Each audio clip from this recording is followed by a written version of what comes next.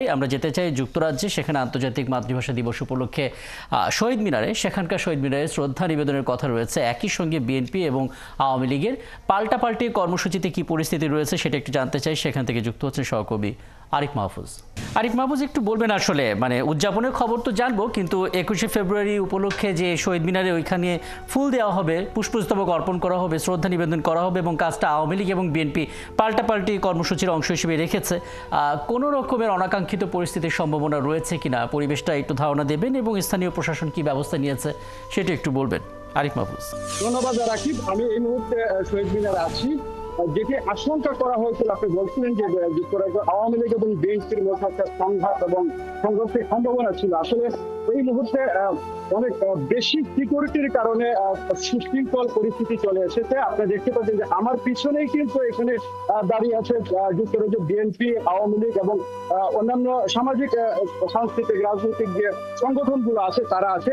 এবং আমি যদি এই পাশ থেকে দেখি যে এই পাশেও কিন্তু দেখা যাচ্ছে যে এখানে যুক্তরাজ্য বিশেষ করে যুক্তরাজ্য বিএনপি নেতৃবৃন্দ এখানে আছেন, প্রেসিডেন্ট সেক্রেটারি সহ সবাই এখানে আছেন।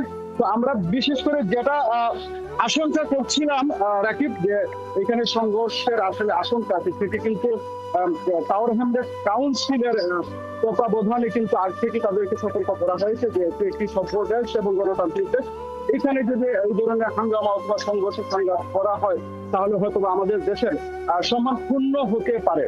সেই বিধায় এরকম কিছু হয়নি। তবে হয়তো বের হয়ে যাওয়ার পরে একটা আশঙ্কা আছে, যখন শহীদ মিনার থেকে ফুল দিয়ে তারা বের হয়ে যাবেন, সিকিউরিটি যতটুকু এরিয়া কাভার হয় এর বাহিরে হয়তো বা কোন একটা সংঘর্ষ হতে পারে। তার পাশাপাশি বলে রাখি যে টাওয়ার হ্যামলেট কাউন্সিল এই আয়োজনটি প্রতি বছর তাদের নিজস্ব অর্থায়নে করে।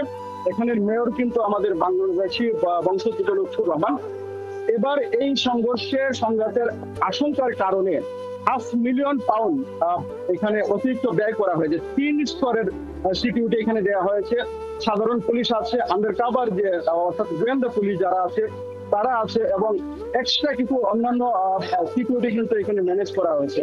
তো এখন পর্যন্ত এই মাত্র শুরু হয়েছে, বাংলাদেশ হাই কমিশন ফুল দেওয়া শেষ করেছে এবং mayor Lutfur Rahman tower Hamlet কাউন্সিলের পক্ষ থেকে ফুল দেওয়া শেষ করেছেন, এবং অন্যান্য যে সংগঠনগুলো আছেন তারা লাইনে দাঁড়িয়ে আছেন।